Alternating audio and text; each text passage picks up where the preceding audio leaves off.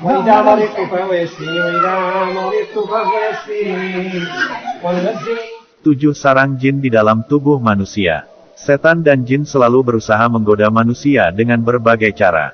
Sebagai manusia, kita perlu mengenal dan mengetahui seperti jin dan setan menebar tipu daya, sehingga kita bisa lebih mudah menghindarinya dan membentengi diri. Ada beberapa tempat di tubuh kita yang digemari oleh setan dan jin. Berhati-hatilah, jangan sampai mereka bersemayam dan berhasil menipu kita melalui 7 tempat yang tidak kita jaga. Ini 7 tempat yang digemari oleh setan dan jin. 1.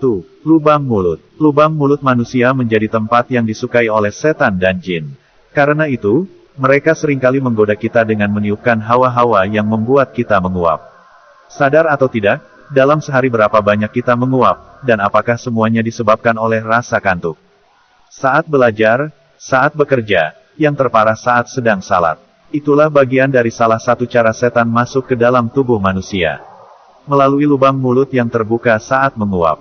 Karenanyalah Rasulullah mengajarkan agar hendaknya kita menahan jika ingin menguap, atau semisal tidak mampu lagi ditahan, maka tutuplah dengan tangan, agar tidak terbuka hingga berhasillah setan masuk dan bersemayam di dalam tubuh kita.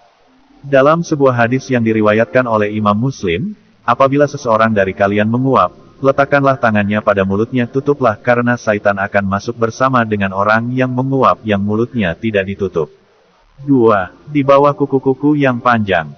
Sebagian dari kita mungkin punya kegemaran untuk memanjangkan kuku-kuku.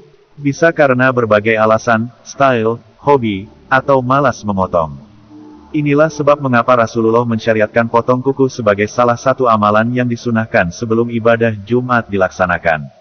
Selain agar kebersihan yang selalu senantiasa terjaga, ternyata di bawah kuku-kuku yang dibiarkan panjang itulah tempat syaitan bersemayam. Bayangkan saja, di tempat setan bersemayam itulah kita gunakan ia untuk melakukan berbagai aktivitas. Bekerja, belajar, bahkan menyuapkan makanan ke dalam mulut. Sebab itu jagalah kuku-kuku agar tetap rapi dan hindari memanjangkannya. Jelas tertuang dalam sebuah hadis riwayat Imam Ahmad, potonglah, perpendek kuku-kukumu. Sesungguhnya setan mengikat melalui kuku-kuku yang panjang. 3. Lubang hidung. Mungkin tidak banyak yang mengetahui jika setan dan jin juga suka berdiam di lubang hidung manusia. Karena itu Rasulullah memberikan tuntunan agar membersihkan bagian dalam hidung sesaat setelah bangun dari tidur. Agar keluarlah syaitan dari tempat kesukaannya, dan tidak menjadi sebab mudahnya mereka untuk menggoda kita. Sebuah hadis yang diriwayatkan oleh Imam Muslim menjelaskan, apabila salah seorang di antara engkau bangun tidur, hendaklah mengeluarkan air dari hidungnya istinsar 3 kali, karena setan itu menginap di batang hidungnya. 4. Lubang telinga. Setan tidak pernah berhenti bekerja untuk menggoda manusia, meskipun saat tidur. Justeru inilah salah satu waktu yang digemari, agar mereka bisa semakin mudah melalaikan manusia dari beribadah kepada Allah. Dilalaikannya kita dari mendapat keutamaan di sepertiga malam. Digodanya kita agar terus tidur hingga terlewat waktu subuh. Sebuah hadis yang diceritakan oleh Abdullah dan diriwayatkan oleh Imam Muslim, bahwa di sisi Nabi ada seorang laki-laki yang selalu tidur sampai pagi tanpa mengerjakan salat malam. Kemudian beliau bersabda, setan telah kencing di telinganya. 5. Aliran darah manusia. Sungguh teramat sulit mengetahui, apakah di dalam tubuh kita bersemayam syaitan yang mengalir bersama aliran darah. Jika sudah begini, maka perlu ikhtiar yang lebih untuk bisa terhindar dari bisikan-bisikan yang mengajak kita untuk melakukan perbuatan dosa. Sebab itulah Allah melarang kita memakan makanan haram, bahkan menghindari yang tidak jelas. Karena bersama makanan-makanan haram itulah syaitan masuk ke dalam tubuh. Menggerogoti keimanan dengan menyelinap menyerupai malaikat, mempengaruhi hati agar semakin jauh dari ketaatan pada Allah Subhanahu wa Ta'ala.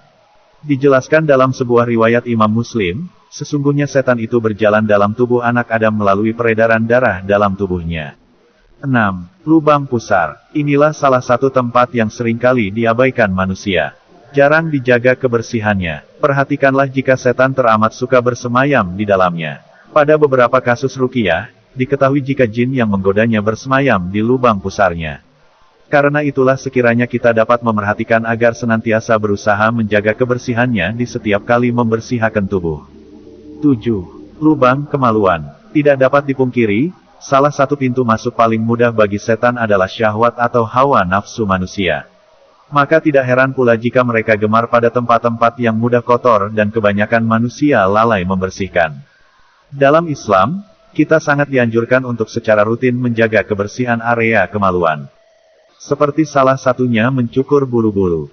Sebab setan selalu mengincar dan gemar bersemayam pada lubang kemaluan, menggoda manusia agar melakukan perbuatan zina yang jelas diharamkan oleh Allah Azza wa Jalla. Hendaknya kita selalu berusaha menjaga kesemuanya agar tidak mudah bagi syaitan untuk menyebar tipu dayanya. Agar kita terhindar dari melakukan perbuatan yang melanggar perintahnya.